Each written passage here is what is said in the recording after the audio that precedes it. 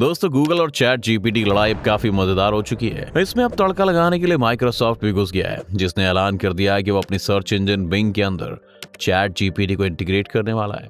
इससे गूगल के ऑफिस में इसीलिए भी हड़कंप, क्योंकि गूगल का 60% से ज्यादा रेवेन्यू गूगल सर्च से आता है और इस मार्केट में गूगल का शेयर 90% से भी ज्यादा का था। लेकिन माइक्रोसॉफ्ट के अनाउंसमेंट के बाद न सिर्फ गूगल सर्च पर खतरा मंडराने लगा है, पर साथ ही जब गूगल ने चैट जीपीटी की कंपटीशन के रूप में गूगल बार्ड को अनाउंस किया तो उसकी प्रेजेंटेशन इतनी खराब थी कि प्रेजेंटेशन खत्म होते होते गूगल 10,000 करोड़ डॉलर्स का नुकसान कर चुका था। क्या है नई AI वॉर और अब आगे गूगल का क्या होगा, आइए जानते हैं आज की इस वीडियो में। तो बस अंत तक बने रहिएगा हमारे साथ। लेकिन वीडियो शुरू होने से पहले अगर आप चैनल पर नए हैं या आपने अभी तक चैनल को सब्सक्राइब नहीं किया है तो चैनल को सब्सक्राइब करना, बेल आइकन दबाना ना भूलें। यूं तो चैटबॉट्स का मार्केट में आना कोई नई चीज नहीं है।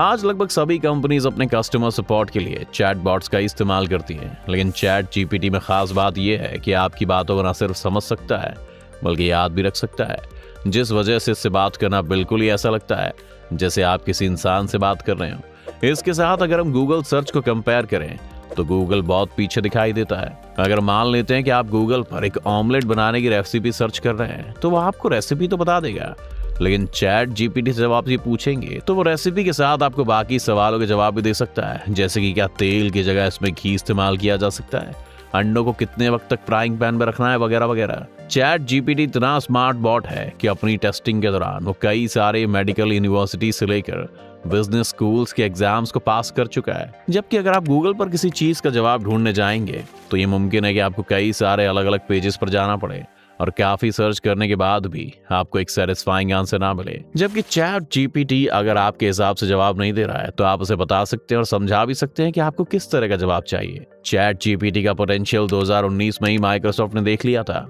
और तब उन्होंने इसमें 100 करोड़ डॉलर्स की इन्वेस्टमेंट की थी।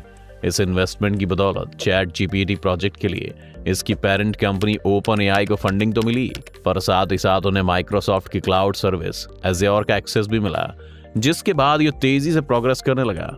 आज चैट जीपीटी दुनिया में सबसे तेजी से 100 मिलियन यूजर्स तक पहुंचने वाला प्रोडक्ट बन गया है। जहां इंस्टाग्राम को 100 मिलियन तक पहुंचने में 30 महीने लगे थे और टिकटॉक को 9 महीने, वहीं चैट जीपीटी ने काम सिर्फ 2 ही महीनों में कर दिया था।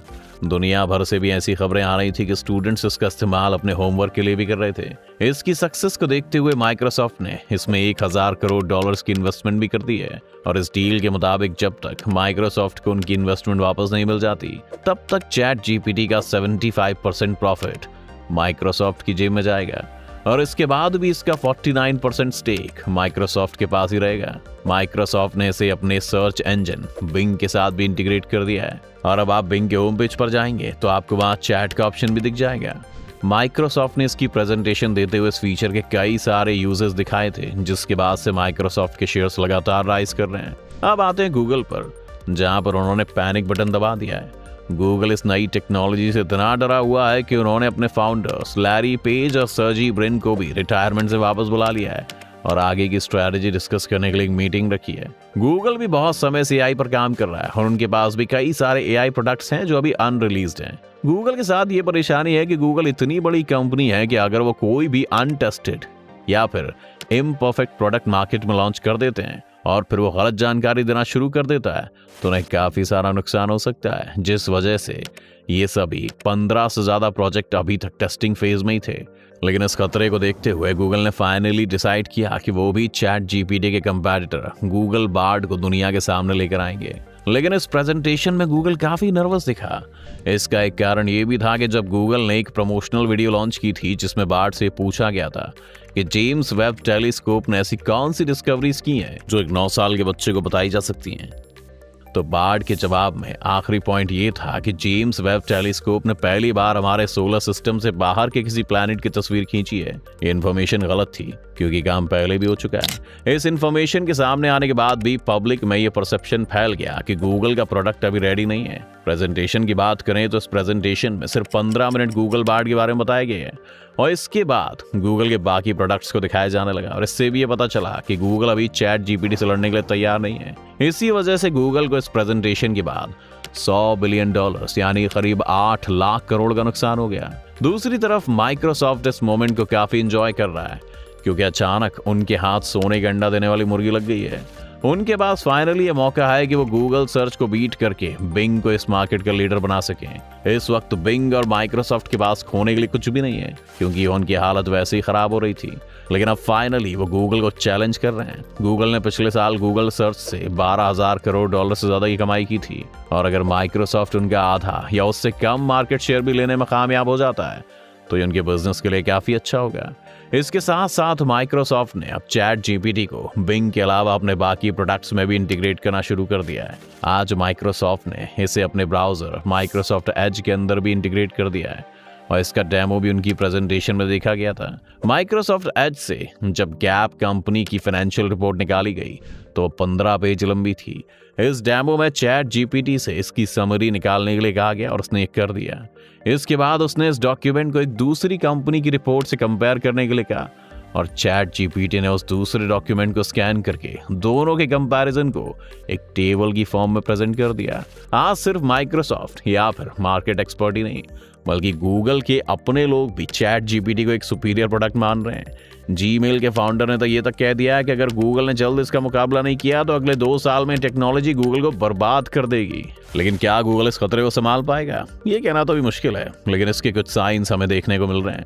अगर हम गूगल बार्ड की बात करें तो अभी भी डेवलपिंग स्टेज में, और जिस तरह की गलतियां वो कर रहा है, पहले चैट जीपीटी भी इस तरह की गलतियां क्या करता था, जिसका मतलब है कि गूगल अगर इस पर थोड़ा सा काम करे तो इसे बेहतर कर सकता है। गूगल के पास आज मार्केट डोमिनेंस भी है।